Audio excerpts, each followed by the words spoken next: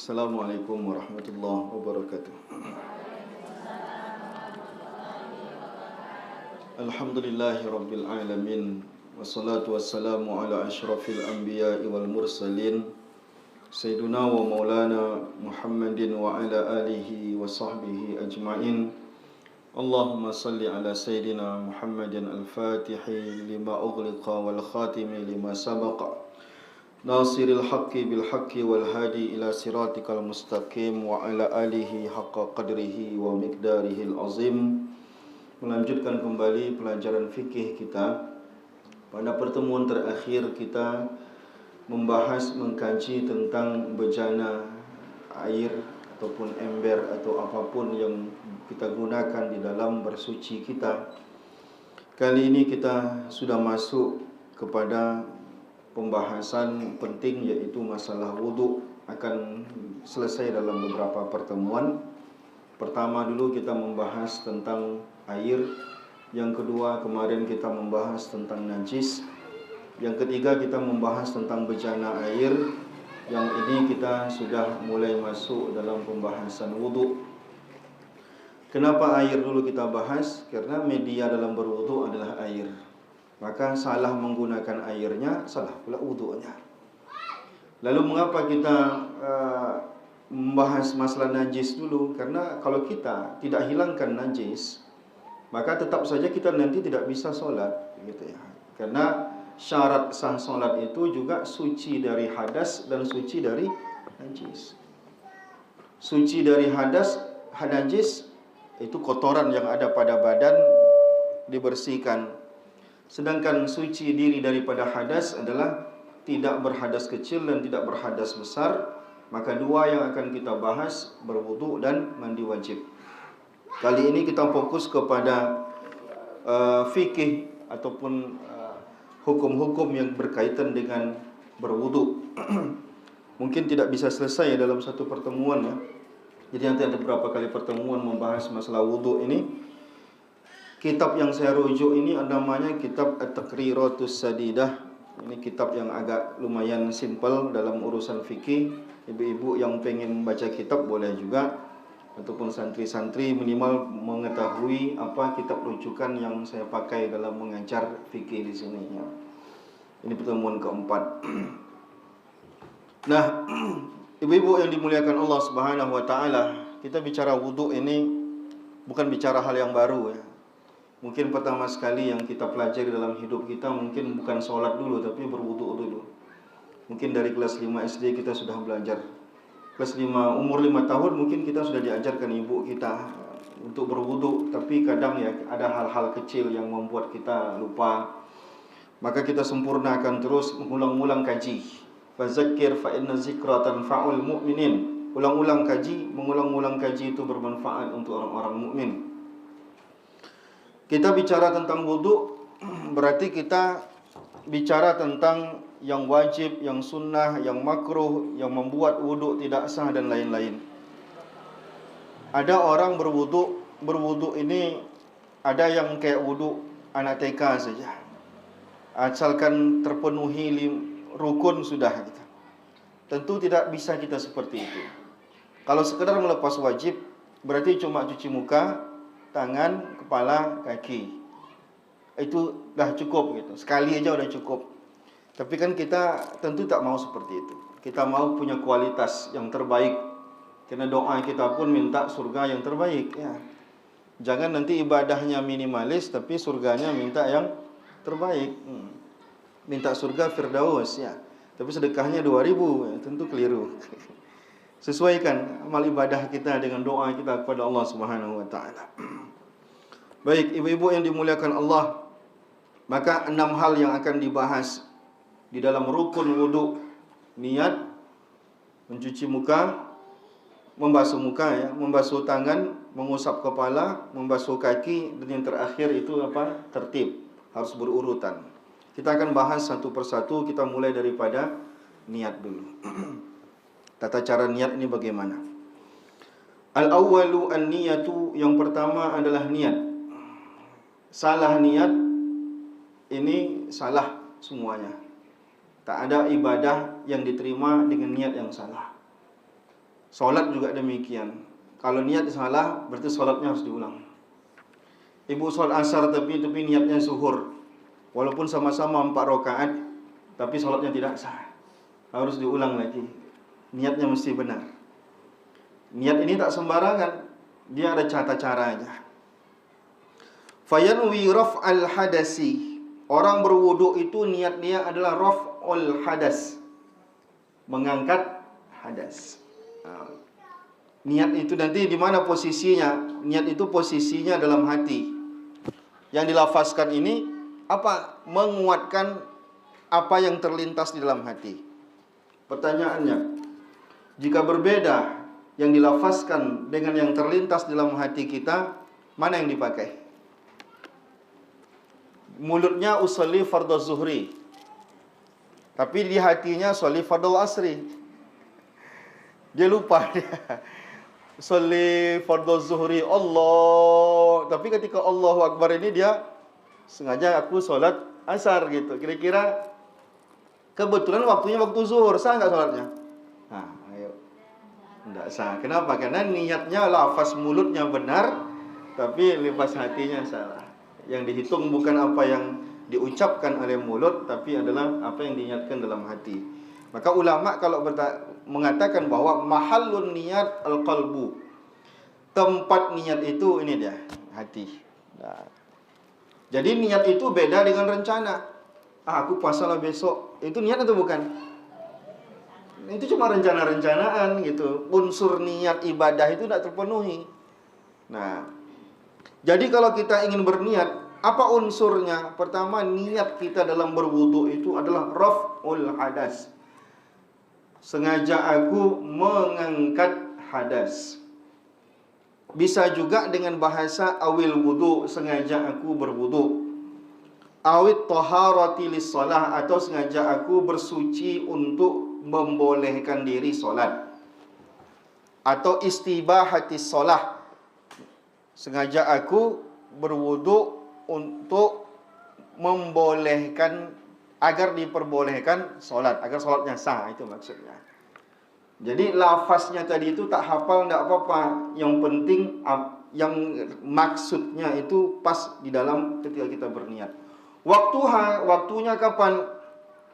Inda ghasli awwali juz'in minal wajhi, ketika basuhan pertama wajah.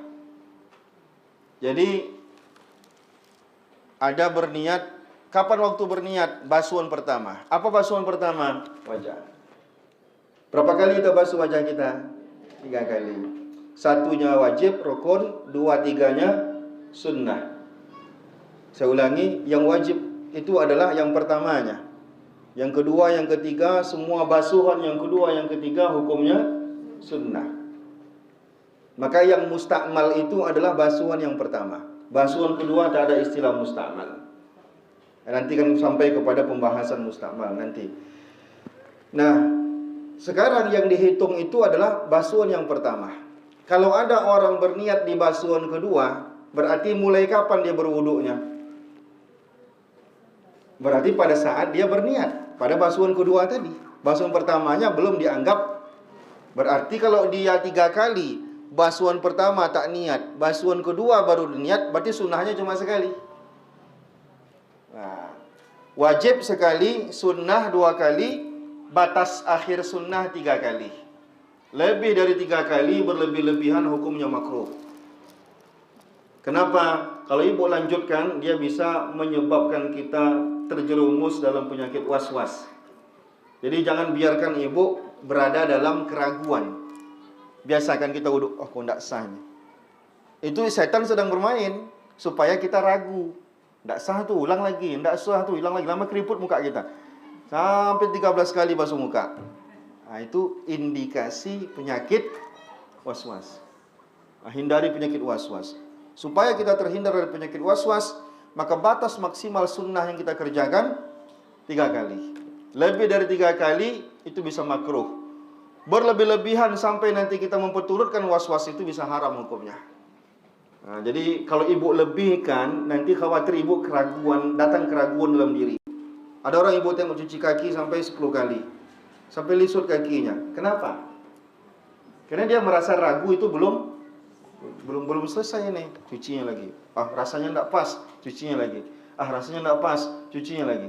Itu sebenarnya yang bermain itu adalah setan bermain. Maka kita sering-sering baca surah Al-Falaq dan Qul a'udzu birabbin nas, minta perlindungan. Kalau seandainya sudah ada ciri-ciri was-was dalam diri, rajin-rajin baca Qul a'udzu birabbil falaq, Qul a'udzu birabbin nas dan Al-Fatihah.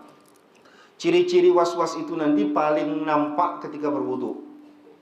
Nah, kalau ibu udah tak puas rasanya berwudu 3 kali, nambah, itu udah mulai nanti.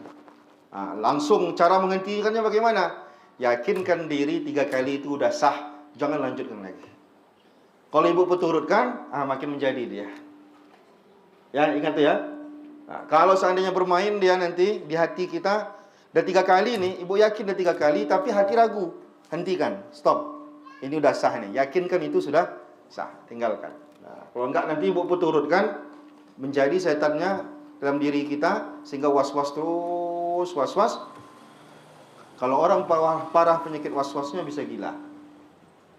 Ini air nih jangan digeser ini. Kalau digeser nih kafir nanti kata dia. Nah, itu udah kuat itu. Nauzubillah, itu penyakit itu kalau udah begitu tuh stres kita, maka kita waspadai dari awal, jangan sampai kita peturutkan. Baik, balik ke kaji kita.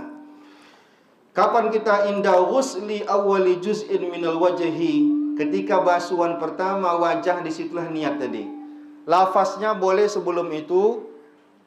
Nah, lafaz niatnya boleh sebelum itu, tapi dalam hatinya mulainya kapan? Nah, jangan nawaitunya ketika membasuh.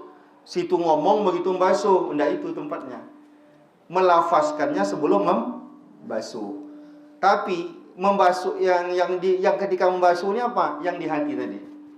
Sengaja aku mengangkat hadas li istibahati shalah, agar bisa salat karena Allah Ta'ala. Kapan itu? Mulai basuh. Saat mulai membasuh inilah kita berniat. Pastikan niat kita selesai sebelum basuhan ini pertama ini selesai. Paham Bu ya? Jadi selagi niat itu belum selesai, jangan lepaskan tangan dulu. Sebelum basuh, sebelum niatnya selesai, kan sebentar niatnya tadi. Sedetik aja cukup di hati kita. Nah, maka membasuh tadi jangan, niatnya tidak selesai. Nah, niatkan selesaikan niatnya dulu. Nah, niat lebih tidak apa-apa, asalkan jangan kurang. Penting niat tadi sudah terbaca di hati kita semuanya. Nah, disitulah waktu kita berniat. Kalau sholat kapan niatnya? Ketika takbir. Melafazkannya sebelum takbir. Di hatinya ketika takbir. Kapan? Ya ketika membaca Allahu Akbar. Antara huruf alif dan huruf ra, disitulah niat di hati kita. Kadang orang agak panjang takbir pertamanya. Allah, karena dia masih mengagak-agak, apa yang diniatkan? Lupa-lupa dia apa yang diniatkan ini. Pakai lama takbirnya. Kalau udah dilafazkan dia sebelum itu, udah kokoh hati dia, langsung Allahu Akbar, cepat aja cukup. Karena dalam hati itu tak perlu dibaca semuanya. Sengaja aku sholat zuhur 4 rakaat. Yang penting dia udah terbesit di hati kita, niat tadi, unsur-unsurnya udah terpenuhi. Walaupun dia cepat pun tak masalah. Jadi lama atau tidaknya Allahu Akbar tadi itu tergantung kekokohan hati kita. Biasanya kalau orang udah kokoh hatinya, sebentar cukup Allahu Akbar, dah terpenuhi semuanya. Yang lambat tuh kadang dia mungkin masih belum kokoh hati dia, lalu Allah, di saat Allah itu dia mengingat, ini sholat apa ya gitu. Berapa rakaat ini? Kena siapa sholatnya gitu. Jadi akhirnya lama Allahu Akbarnya. Yang paling lama kalau kita takbir, kalau udah mengkosor sholat sekaligus menjamak sholat. Karena banyak mau disebutkan gitu. Nah, jadi kalau udah, makanya ulama kita mensunnahkan sebelum bertakbir itu dilafazkan dulu niatnya. Usolli fardhu zuhri. Kita tahu dulu usolli fardhu zuhri ini artinya apa. Sengaja aku sholat zuhur 4 rakaatin, 4 rakaat. Makmuman mengikut imam lillahi ta'ala. Nah, sudah dibaca dulu sebelum sholat baru takbir Allah. Maka ketika takbir tadi itu udah kokoh dia, tak ada keraguan, sehingga secepat-cepat pun tidak apa-apa gitu. Itulah mengapa ulama mensunnahkan melafazkan niat. Dan ulama-ulama lain selain mazhab Syafi'i pun mengatakan jika hati tak kokoh, ada keraguan-keraguan, sangat dianjurkan melafazkan niat sebelum salat. Nah, jadi berwudu juga demikian, disunnahkan melafazkan dulu. Nah. Li'annal ibrata bil furud asani. Ini tadi ya masalah waktu tercukupkan. Disitulah waktu kita berniat. Jadi niat tadi yang terpenting itu dia. Yang kedua, dalam berwudu itu ada ghaslul wajhi, membasuh wajah. Summiya bizalika li'anna bihi taqa'ul muwajahah. Kenapa disebut wajah? Wajah itu dalam bahasa Arab. Bahasa Arabnya wajah, bahasa Indonesianya wajah juga. Wajah ini dalam bahasa Arab disebut wajah karena dia di muka posisinya. Nah, maka orang kita nyebutnya muka. Kalau orang Medan nyebutnya muka, muko. Wa hadduhu tulan, panjangnya muka itu mana? Yang mana muka itu? Ini kan banyak nih. Yang mana dia? Tuluhu, panjangnya dari mana ke mana? Ma baina manabiti sya'rir ra'si. Mulai dari tempat tumbuh rambut nih. Kalau suami ibu udah lapang depannya, diingat saja dulu di mana tumbuhnya. Nah, yang mana tahu dia tengok enggak ada lagi. Bisa jadi dia udah naik ke atas. Dulu kita agak-agak aja dulu kira-kira ketika muda di mana tumbuhnya. Di sini nih. Nah, ini paling atasnya. Ila muntahal lahyaini, sampai ke ujung dagu, dua dagu nih. Jadi panjangnya muka yang dibasuh wudu itu mulai tempat tumbuh rambut sampai kepada tulang dagu. Nah, ini kan terasa tulang ini, berarti rahang ini dia. Kalau seperti saya mungkin nggak kelihatan rahangnya lagi, tapi kan kalau dirasa ada dia. Nah, rahang. Wa ardan, lebarnya ma bainal uzunaini, antara dua anak telinga. Ini kiri kanan, kiri, ini lebarnya. Maka semua yang ada di areal ini adalah wajah. Semua yang ada areal di sini semuanya adalah wajah. Semuanya wajib dibasuh. Tidak boleh ada di antara areal ini yang tertutupi sehingga air tak kena ke kulit, maka tidak sah. Maka bibir bagian luar ini adalah wajah. Maka ibu yang pakai lipstik hati-hati, pulang ke rumah nanti sebelum wudu lepaskan dulu lipstiknya.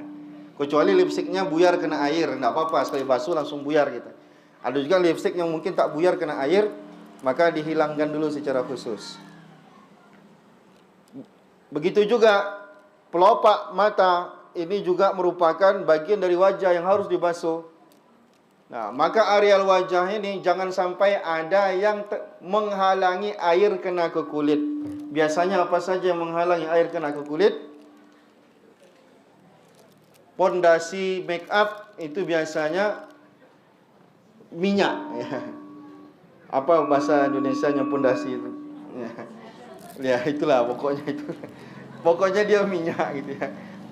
Alas make up itu biasanya minyak, maka ketika kena air dia tak kena ke kulit, dia terhalangi oleh minyak, sehingga dia membuat dia tidak. Kalau muka berminyak, muka minyak enggak apa-apa, itu kan enggak alami. Ya mungkin dia masih apa gitu ya, meminyak mukanya karena berkeringat seharian. Yang dimaksud adalah benda semacam apa gitu make up, yang make up ini berminyak, dia apa namanya, zatnya, sehingga diletakkan ke wajah supaya bisa jadi alas make up, sehingga nanti ketika kita cuci muka kita mungkin serbuk atau bedaknya hilang, tapi minyaknya tadi itu dia tetap tidak hilang. Nah, maka mau tak mau dihilangkan dulu secara khusus baru berwudu. Kalau tidak sah wudunya. Hati-hati ya. Nah, maka ibu pakai yang kira-kira mudah untuk dilepaskan. Nah, bagaimana dengan bulu-bulu wajah? Yajibu ghasluha kulluha. Bulu-bulu yang ada di wajah semuanya juga wajib terbasuh semuanya.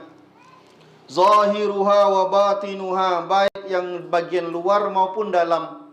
Atau dia punya jenggot, ya laki-laki punya jenggot tebal, sehingga dia disunnahkan memasukkan jari ke bagian dalam agar kulitnya ini tadi tersentuh oleh air yang ada di tangan dia. Tapi itu bagian yang tebal lah ya. Kalau yang seperti saya kan timbang tidak aja bentuknya, jadi tidak masalah itu. Wa yustasna min zalikal lihyatu wal aridani iza kana kasifaini, kecuali memang sangat tebal jenggotnya tadi. Dia Arab mungkin, jenggotnya ikal, tebal, lebat gitu. Jadi agak kesulitan, maka dia cukup mencukupkan bagian luarnya saja dia usap gitu. Bagian luarnya saja dia usap, karena tidak memungkinkan ke dalam-dalam ini susah, karena terlalu tebal jenggotnya.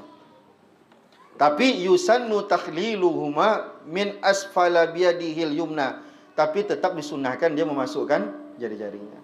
Ini orang Arab lah ya, kalau orang Indonesia tidak akan pernah ada seperti ini. Tapi biasanya ada juga daerah-daerah tertentu yang jenggotnya tebal seperti orang Aceh. Itu kan lumayan juga jenggotnya gitu. Tapi kalau orang Sumatera kita ini jarang. Jadi apa ukuran jenggot tebal yang saya maksud tadi? La turaba syaratuha min majlisit takhatub, sampai tak nampak lagi kulitnya tadi itu saking tebalnya. Kalau dah begitu modelnya, cukuplah bagian luar saja yang dia ambil air tadi, bagian kulit dia basuh, bagian yang tadi bulunya terlalu tebal tadi cukup di bagian luar. Cuman tetap dia disunahkan untuk di sela-sela begini. Disunahkan. Tapi kalau ibu-ibu kan tak perlu mikirkan ini. Atau suami ibu jenggotan orangnya, ibu bisa itu. Nah, itu dia. Jadi wajah ini, rambut bagian sini ini masih kategorinya berarti masih wajah. Jadi tempat tumbuh rambut di sini tarik sampai batas rambut di sini, tarik sampai ke telinga. Berarti rambut yang ada di sini ini masih kategorinya wajah. Ini jangan sampai tak dibasuh. Nah, jadi hati-hati dalam membasuh wajah. Jangan melempar-lempar air gitu ya. Bisa nggak kena dia. Maka perempuan kalau pakai jilbab dia wudunya, itu otomatis bagian itu bisa tak kena dia. Maka hati-hati ya. Itu dia. Yang kedua, wajah. Hati-hati dengan wajah. Dia satu sedikit aja bisa tak kena, dia mempengaruhi sah atau tidak sahnya wuduk kita itu. Yang ketiga, ghuslul yadaini ma'al mirfaqaini, membasuh kedua tangan sampai dua sikut. Yang mana disebut dengan dua sikut, tulang yang memisahkan antara lengan dengan tangan. Ini dia, inilah sikut yang dimaksud. Maka pergelangan ini sampai di sini air yang dibasuhkan. Kalau pembatas ini tidak kena air, maka dia tidak sah. Walaupun sunnahnya nanti membasuh tangan sampai atas. Disunnahkan membasuh sampai lengan. Nah, tapi batas wajibnya itu minimalnya sampai ini dia. Ini tulang. Terasa kan dengkul kita, apa kita nyebutnya ini? Sikut kita. Nah, ini sikutnya batasnya. Lingkarannya ini batas daripada yang wajib dibasuh. Tapi sunnahnya itu sampai ke atas. Maka kata Rasulullah, nanti orang-orang di hari kiamat, orang Islam itu terlihat jelas. Kenapa? Mereka bersinar-sinar, itu bekas cahaya wuduknya. Maka kalau kita mau panjang sinar-sinar cahaya wuduk kita nanti di hari kiamat, panjangkan wuduk kita sampai sini, sampai ke lengan kalau bisa. Cuman kan tak selamanya mudah. Kalau lagi mandi, ya kalau lagi di kantor kan tak mungkin pula melepaskan sampai setinggi itu gitu. Nah, itu dia. Ghuslul yadaini ma'al mirfaqaini. Al-mirfaqani, dua siku yang dimaksud adalah al-azamani al-barizani baina as-sa'id wal adud, yaitu dua tulang yang menonjol, ini dia, antara sa'id wal adud, antara apa kita nyebutnya nih, tangan dengan lengan. Nah, itu pemisah itu tadi. Nah, itu tangan. Maka di tangan juga hati-hati. Kita pastikan tidak ada yang menghalangi air. Kita pastikan tidak ada yang menghalangi air yang ada di tangan kita. Apa saja yang memungkinkan? Kutek, Maka ibu yang pakai kutek hari ini, nanti malam langsung lepaskan. Kata maghrib ini tidak sah solatnya. Mandi wajib kemarin tidak sah. Wuduk tidak sah. Kenapa? Terhalang air ke kuku, ke kulit. Kalau inai beda. Kalau inai kan cuma mewarnai gitu. Apalagi cincin yang terlalu ketat. Maka kalau ibu pakai cincin, ibu goyang gitu, supaya air masuk dia. Kita maju mundurkan supaya ketika membasuh tadi itu, ketika memajukannya itu terkena air. Begitu juga dengan gelang jam yang mungkin seperti gelang jam saya yang karet yang ketat. Kalau dipakai bisa saja dia tak kena air di bagian bawah kulit di bawah jam itu. Itu juga membuat wudhu kita tak sah. Maka hati-hati. Atau cat, kita baru ngecat rumah. Nah, apalagi yang biasanya ya, ada juga lotion tangan kan ada juga. Nah, ibunya berjemur mungkin di pantai, lalu pakai apa istilahnya itu? Ya, apalah namanya. Yang penting kalau dia berwuduk enggak kena air ke kulit, itu tidak sah ya. Hati-hati. Semua anggota wuduk begitu. Masih mending kalau mandi wajib semuanya tidak boleh ada yang terhalang. Kalau berwuduk, alhamdulillah anggota wuduknya saja yang penting tidak ada menghalangi air ke kulit. Nah, yang keempat, mashu ba'din min basyaratir ra'si aw sya'rihi, mengusap. Beda membasuh dengan mengusap. Khusus kepala itu tidak dibasuh tapi diusap. Apa bedanya membasuh dengan mengusap? Membasuh ada air yang dituangkan. Kalau mengusap cukup membasahkan tangan. Nah, sekarang pertanyaannya, kalau kepala dibasuh boleh tak? Ya boleh lah. Sedangkan mengusap aja boleh, apalagi basuh. Ada orang pas bagian kepala diangkatnya ember itu langsung dicurahkan. Mungkin kepanasan dia. Sah gak? Ya sah gitu. Sedangkan mengusap aja sah, apalagi membasuh gitu. Tapi kira-kira kalau tangan boleh nggak diusap? Nggak boleh. Kalau tangan harus dibasuh. Tapi kalau kepala boleh diusap. Nah, di sini disebutkan ba'din, cukup sebagian saja. Artinya tidak mesti semuanya. Kalau sebagian saja itu sudah cukup. Nah, bagi laki-laki yang rambutnya tidak begitu panjang, artinya sedang-sedang saja, cara yang paling afdal dalam mengusap kepala adalah dari depan ke belakang, dari belakang ke depan. Prakteknya begini, biar mudah. Jari kita letakkan ke jidat kiri kanan, lalu kemudian diusapkan sampai belakang, lalu tarik ke depan lagi. Jadi prakteknya kata Rasulullah ke belakang dan ke depan. Jadi tangan kita udah basah kena air wudhu, udah kita basahin, lalu kita satuin jari kita di sini biar dia kuat gitu ya. Lalu tempelin ke kepala sampai belakang. Sampai belakang, tarik lagi ke depan. Ibu-ibu tidak usah. Ibu-ibu sekali saja, sekali jalan saja. Begitu juga laki-laki yang rambutnya gondrong, tidak perlu sampai dia narik lagi ke depan. Nah, ibu-ibu juga tidak perlu sampai ke depan lagi. Tapi upayakan dia sampai ke belakang sekali. Sekali jalan. Semakin banyak, semakin afdol. Semakin keseluruhan, semakin afdol. Tapi minimal, ini minimal. Ujung aja sedikit jadilah. Malah tahu ibu mungkin takut nanti buyar sisirannya, sedikit aja. Ini susah nih Ustaz. Okay. Tapi kalau pakai jilbab kan tak perlu. Atau takut bahasa jilbabnya, kan nanti ibu susah ngeringkan rambut lagi gitu. Pakai jilbab nanti bahasa jilbabnya masuk angin pula kepala ibu gara-gara itu. Nah, al-khamisu, berarti kepala juga tidak boleh ada yang menghalangi air yang kena ke rambut kita. Apa yang bisa menghalangi air ke rambut? Cat rambut yang kategori catnya ini tidak buyar kena air. Ya, semir itu kira-kira kalau ibu mandi langsung buyar enggak semirnya? Kalau dia tak hilang berarti dia melapisi bagian rambut. Dilapisinya rambut sehingga air tidak bersentuhan langsung dengan rambut. Dia bersentuhannya ke mana? Sentuhannya ke badan berpermukaan. Maka nanti kalau wudhu masih memungkinkan. Karena areal wudhu ini yang penting. Semua areal ini bagian mana aja kena itu dah sah. Tapi yang repotnya ketika mandi wajib. Karena mandi wajib tidak boleh ada satu pun yang tidak kena air. Nah, Jadi hati-hati. Kalau dulu orang kalau pakai minyak rambut, kalau ibu masih ingat minyak rambut lavender. Minyak rambut lavender itu rambut klimis. Itu kalau pakai minyak lavender, kena badai pun insya Allah tidak apa-apa. Itu awet dia sisirannya. Anak-anak muda dulu suka rambut licin gitu. Pakai lavender biasanya. Belakangan pakai tanco. Memang tanco ini bau, berubah lagi jadi gasbi gitu, pomade. Apapun zatnya, ya, kalau dia menghalangi, maka dia tidak sah. Maka hati-hati. Nah, kalau bapak ibu-ibu hati-hati dengan make upnya.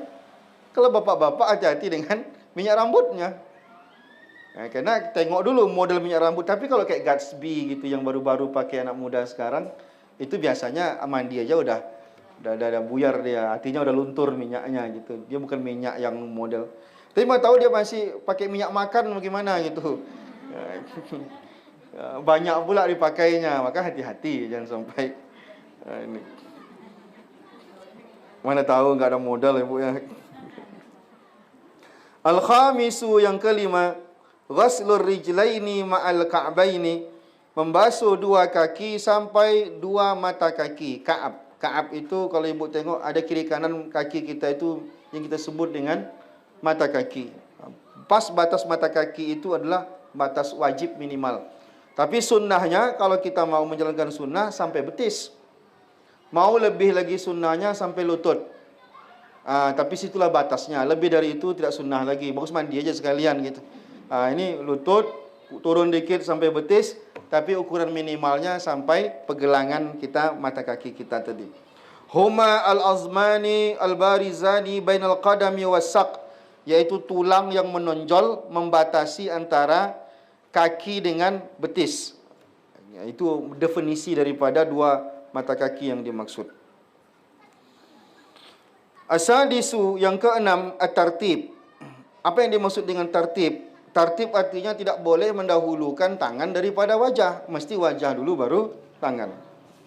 Setelah itu mesti kepala. Setelah itu mesti kaki. Tak boleh sungsang dibalik-balik, tidak sah. Tapi kalau mendahulukan kiri sama kanan, apa hukumnya? Sah enggak wuduknya? Dia basuh tangan kiri dulu baru kanan. Sah. Karena itu sunnah, bukan wajib. Tapi kalau ibu dahulukan tangan baru wajah, itu baru tidak sah. Karena urutannya tadi wajib. Tapi mendahulukan kanan baru kiri, itu hukumnya sunnah. Jadi kalau ibu pakai kanan dulu baru kiri, tetap sah. Tapi tak dapat kesunahannya. Maksud kesunahan di sini tak dapat fadilahnya. Kalau mau banyak dapat fadilah, pahala banyak, tentu semuanya dikerjakan. Yang kanan dulu baru yang kiri. Tapi kalau ada orang berwuduk kiri dulu baru kanan, sahkah wuduknya? Sah. Karena mendahulukan kanan daripada kiri itu bukan wajib, bukan rukun, bukan syarat, itu hanyalah sekedar rangkaian sunnah dalam berwuduk. Nah, begitu juga dalam mandi wajib juga begitu. Ibu mandi wajib membasuh yang bagian kanan dulu itu disunnahkan daripada yang kiri. Ya, kan ada anggota tubuh kanan, ada anggota tubuh kiri. Ibu mendahulukan kanan dari kiri, itu hukumnya sunnah. Boleh enggak kalau ibu nyemplung langsung ke sungai itu? Boleh, enggak dapat sunnahnya semua. Nah, kesah kan? Yang penting semua badan basuh. Niat ibu sengaja aku mengangkat alat sebesar karena Allah Ta'ala. Plung masuk, dah bangun lagi. Sah gitu. Nah, cuman enggak dapat rangkaian sunnah tadi, enggak dapat. Ada orang berwuduk dapatnya 100, ada yang dapatnya 90, ada yang dapatnya 80. Kenapa beda-beda? Yang satu semua sunnah dikerjakannya. Yang satu main cepat-cepat aja. Anak TK tengoklah, hidup punya keran tu tendang-tendangnya ya retak. Dah. Tumit yang tak kena atau tidak, wallahu a'lam itu. Kata kalau ibu-ibu tentu boleh seperti itu. Nah. Itu tertib ibu ya. Jadi tertib kita itu wajib hukumnya tertib di dalam berwudu. Ada yang diskusi dulu sebelum saya lanjutkan, saya persilakan. Kalau tidak ada kita lanjutkan lagi. Silakan ibu. Lompat.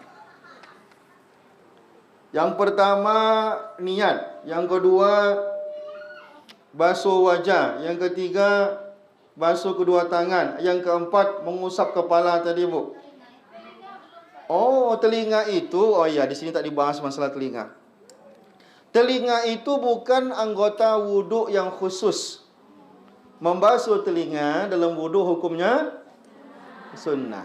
Tidak wajib karena dia bukan anggota. Ada ulama memasukkan telinga ini bagian daripada kepala, sehingga dia mengusap langsung sekaligus.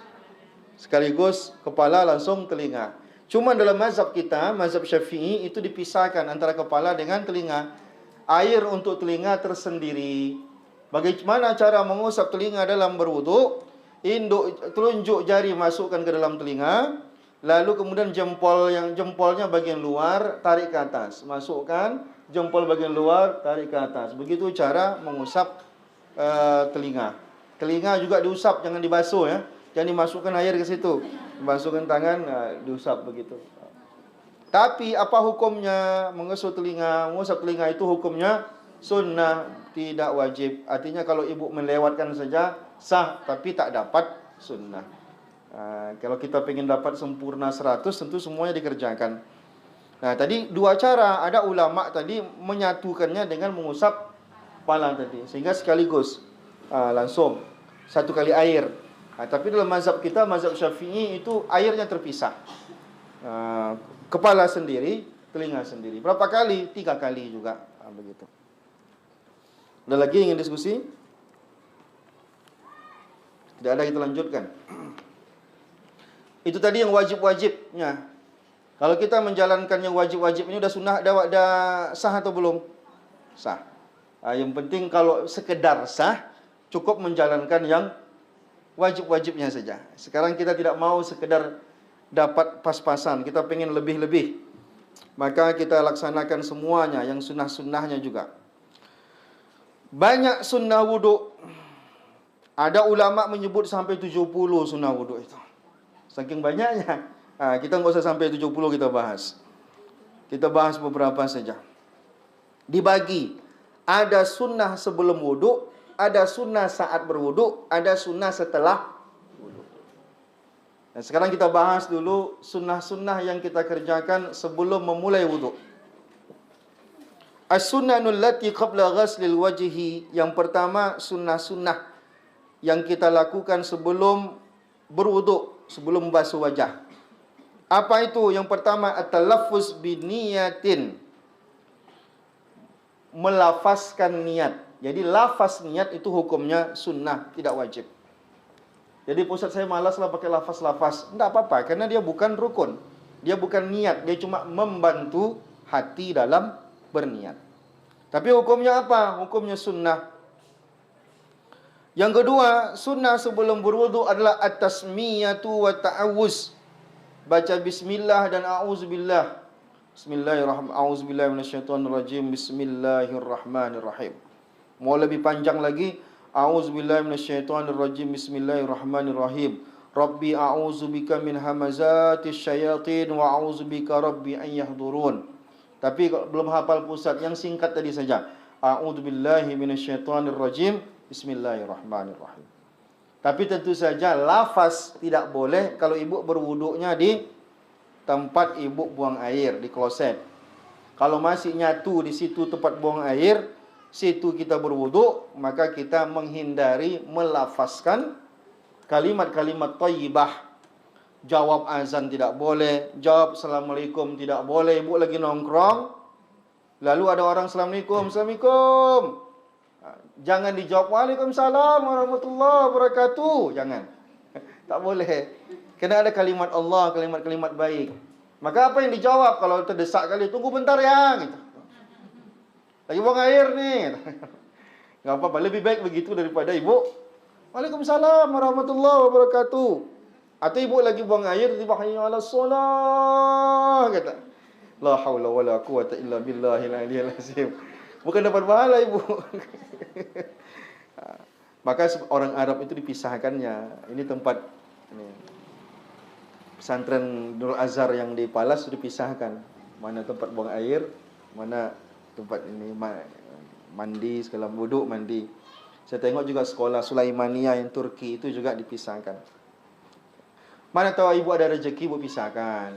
Rumah besar, apalagi Saya karena rumah masih kecil, duit tak ada, ya udah nyatu. Tapi terbengkalai sunnah-sunnahnya. Nah, kalau begitu gimana? Minimal kita melafazkannya dalam hati kita. Atau ibu keluar dulu bentar dari kamar mandi itu, auzubillahi minasyaitonir rajim, bismillahirrahmanirrahim. Masuk lagi, Bu. Yang penting dapat sunnahnya gitu. Karena bacaan ini sebenarnya sunnah ya. Tapi kalau kita ingin mengerjakannya tentu kita melakukan itu. Begitu juga ibu. Hati-hati ibu ringtone-nya. Ada orang ringtone-nya selawat kepada Nabi. Dia lagi nongkrong di kamar mandi, telepon orang.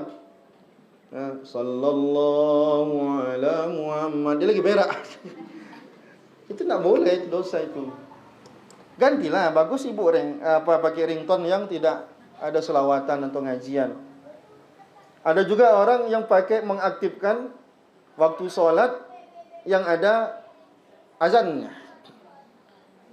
Dia pergi kemana gitu, habis itu tak tahan sakit perut dia, sholat yuk, sampai ke masjid, buang air dulu dia.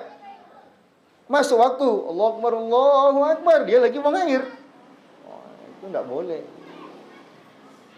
Begitu juga tidak boleh terbuka jika ada tulisan di situ, tulisan-tulisan yang baik. Misalkan ayat Quran. Kalau aplikasi Quran seperti ini ditutup kan tidak apa-apa. Kan tidak terlihat ya. Dia terbuka. Kalau terbuka berdosa di situ. Kalau tertutup tidak apa-apa. Tapi kalau terbuka tidak boleh. Nah, maka tutup dia. Nah, bawa kamar mandi tidak apa-apa. Nah, jadi Rasulullah itu kalau mau masuk ke toilet, masuk ke WC, dilepaskan cincinnya. Kenapa? Karena di cincinnya tertulis Muhammadur Rasulullah. Tertulis Muhammadur Rasulullah. Ada kalimat Allah di situ, kalimat yang baik. Maka dilepaskannya dulu, letakkannya di luar. Nah, sebenarnya opsinya lebih afdolnya begitu. Cuman kalau kita misalkan pergi ke bandara, punya cincin yang ada tulis Muhammad Rasulullahnya, jangan letak luar. Nanti keluar ibu tidak ada lagi dari situ. Masukin ke tas atau masukkan ke mana gitu. Yang penting dia tulisannya tidak terbuka. Nah, gitu ya. Karena tak sembarangan juga gitu. HP yang tadi ada ringtone selawatnya ataupun tadi yang ada azannya, titipin dulu ke orang itu. Kalau dimatiin dulu. Takutnya nanti orang dititipkan itu pas selesai kita nggak ada lagi orangnya. Nah, sunnah ibu ya. Jadi sunnah. Jadi kalau seandainya afdolnya bagaimana Ustaz? Afdolnya ibu pulang nanti bilang sama bapak, ambil tabungan kita pisahkanlah tempat wudhu. Pisahkan tempat wudhu sendiri. Di sini buang air, terpisah. Di sini tempat berwudhu, di luar itu. Biar kita semua doa-doa wudhu itu baca. Karena nanti ketika membasuh wajah ada nanti doa yang disunnahkan, ada doa yang kita panjatkan. Ketika membasuh tangan ada lagi doa itu afdalnya dilafazkan, tak cukup dikenang. Karena bacaan-bacaan itu memang kalau dimasuk di pikiran kita bagus, tapi lebih asah, lebih afdal dia kalau dilafazkan. Zikir-zikir itu. Ini tadi kan kenapa saya bilang adalah Bu kalau tak bisa tak bisa keluar dari kamar mandi, di situ toilet tempat kita buang air, ya dalam hati kita Bismillahirrahmanirrahim, berdoa kita semoga didengar oleh Allah. Tapi afdalnya bagaimana? Terlafazkan oleh mulut kita. Nah, begitu dia. Wallahu a'lam bishawab. Kita cukupkan sampai di sini. Kita lanjutkan lagi sunnah-sunnah berwudu ini nanti pada pertemuan berikutnya. Jika ada yang diskusi, silakan dalam bentuk tulisan ataupun langsung. Jika tidak ada, kita sudahi sampai di sini.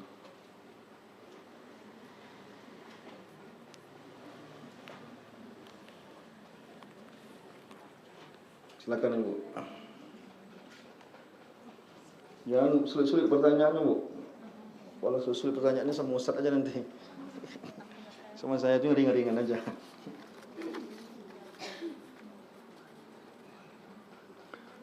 Assalamualaikum Ustaz, bagaimana dengan mewarnai rambut? Karena ada yang bilang boleh mewarnai rambut asal jangan warna asli rambut. Sahkah wuduknya? Bagaimana kalau sudah terlanjur diwarnai? Karena hilangnya butuh waktu yang lama kecuali bagian yang bisa dipotong. Ya Abu Bakar itu mewarnai rambutnya, Rasulullah juga pernah mewarnai rambutnya. Warna merah, warna inai. Nah, berarti kan boleh. Yang penting sama kita itu sekarang adalah zat yang digunakan. Kalau inai tadi kan beda cara kerjanya dengan minyak. Kalau inai tadi kita letakkan ke tangan kita, dia apakah dia mewarnai atau melapisi seperti cat? Beda. Dia mewarnai, tidak melapisi. Begitu juga rambut. Maka kalau kita cat rambut pun bukan masalah warnanya saja, tapi zat yang digunakan itu apa? Jangan-jangan zat yang digunakan minyak. Kalau minyak nanti beresiko kalau kita mandi wajib, beresiko ketika kita berwudu. Tapi kalau inai bentuknya, maka dia sifatnya seperti inai, maka itu nanti ada pembahasan pula lagi. Memang ada larangan dalam sebuah hadis, tidak boleh kita mencatnya warna hitam. Kenapa? Karena memanipulasi diri namanya. Begitu ya. Kalau udah terlanjur apa boleh buat? Tunggulah dia sampai nanti hilang. Kadang sama seperti, kadang dia ada waktunya, kadang sebulan gitu ya. Seperti cat juga, tidak bisa inai juga tak bisa sembarangan. Ya Bu, ada diskusi? Ada sebagian besar pendapat yang pernah saya dengar mandi adalah termasuk bersuci. Kemudian setelah mandi berwuduk, tapi waktu solat masih lama. Ketika masuk waktu solat langsung orangnya solat tanpa berwuduk lagi. Apakah syarat sah wuduk terlaksana dengan apa boleh langsung solat setelah itu? Jadi ini masalah mandi wajib. Mandi wajib itu ada tata caranya. Sunnah-sunnah mandi wajib diantaranya saat mandi wajib itu berwuduk. Nanti akan sampai ke situ pelajarannya. Saat mandi wajib itu berwuduk. Nah, wuduk yang kita gunakan ini, kalau selesai nanti kita mandi wajib, tidak ada yang membatalkannya. Kecuali buat pipis gitu misalkan, itu batal dia. Ini tidak batal dia setelah itu boleh digunakan untuk sholat. Nah, tapi caranya begitu, dia wuduk yang dilaksanakan pada saat kita mandi wajib tadi. Karena tata cara mandi wajib itu nanti urutannya, di dalamnya ada kita berwuduk dalam mandi wajib itu. Nah, jika wuduk itu masih sah, selesai kita bermandi wajib nanti, itu bisa digunakan untuk sholat tanpa berwuduk lagi. Tapi dengan syarat yang itu tuh belum batal. Tapi kalau kita udah terpipis kita segala macam, terpegang suami dan lain-lain, maka dia sudah batal, nggak bisa lagi digunakan. Gitu dia. Apakah boleh sholat pakai cadar atau masker? Apa sebab dihimpit setan? Oh, dua pertanyaan nih. Nah, sholat pakai cadar, masker, ada dua keadaan. Jika tidak ada orang di situ, artinya tidak ada yang membuat dia harus bercadar. Keadaan aman, normal. Maka makruh dia sholat pakai cadar. Tapi kalau seandainya ada laki-laki depan dia, dan itu orang lain, bukan suaminya, bukan mahramnya, boleh dia menggunakan cadar. Supaya jangan ditatapin sama bapak-bapak itu dia lagi sholat.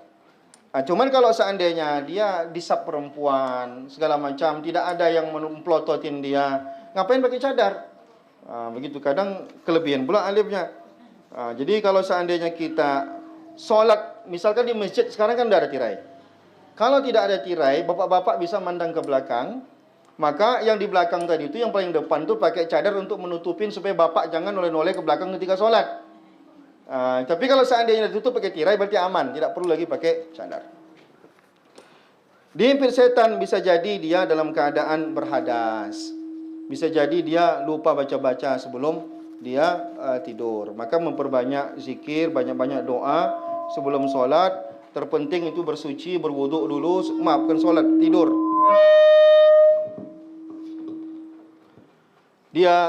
Maka caranya apa? Sebelum tidur itu banyak yang dibaca. Apa saja yang dibaca? Pertama, qul huwallahu ahad 3 kali.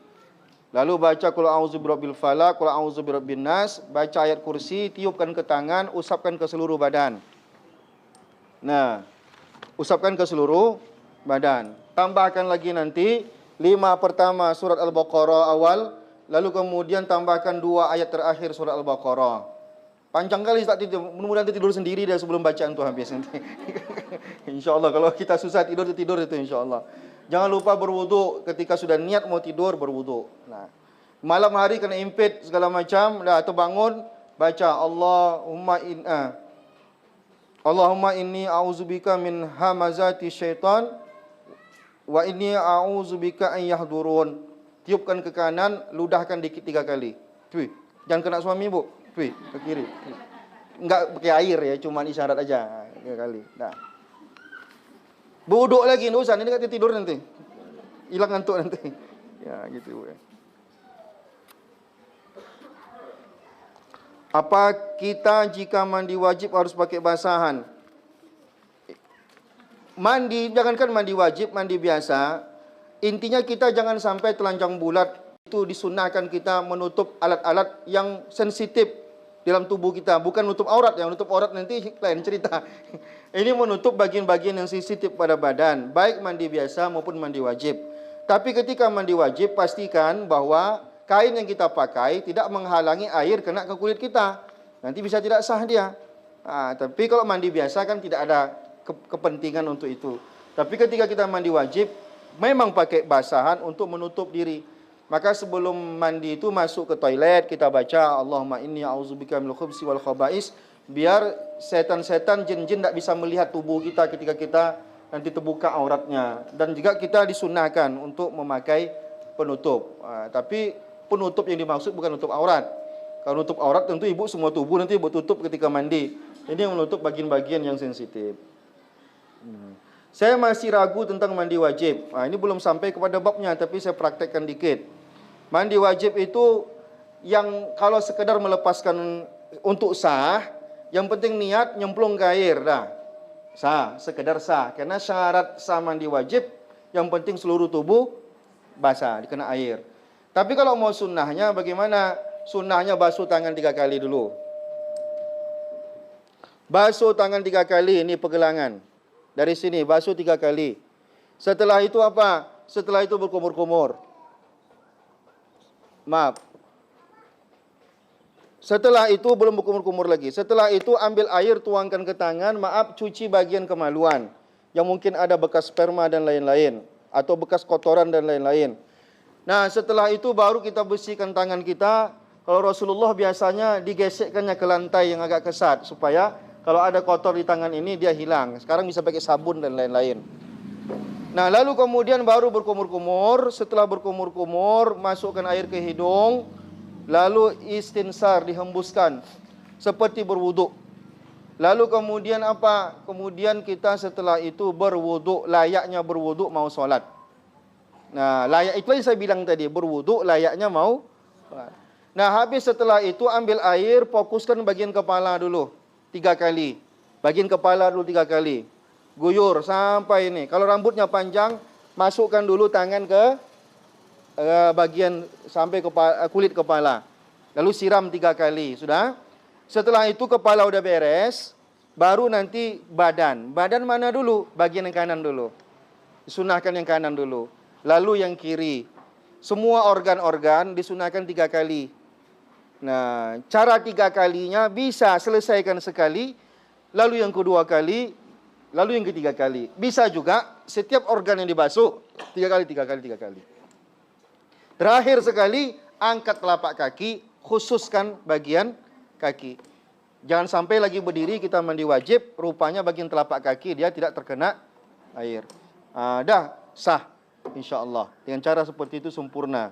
Nanti bagaimana detailnya nanti ketika sampai kepada bab itu. Ini sementara saja. Terbayang semua ibu bagaimana caranya. Wuduk yang digunakan tadi itu, jika masih sah, belum batal, bisa digunakan untuk sholat. Nah, tapi kalau ragu tadi itu batal atau tidak ya, terbatal tidak ya, kita wuduk aja lagi. Wallahu a'lam bishawab. Ada lagi? Cukup? A'udzubillahi minasyaitonirrajim. Bismillahirrahmanirrahim. Alhamdulillahirabbil alamin wassalatu wassalamu ala asyrafil anbiya'i wal mursalin wa ala alihi wa sahbihi ajmain.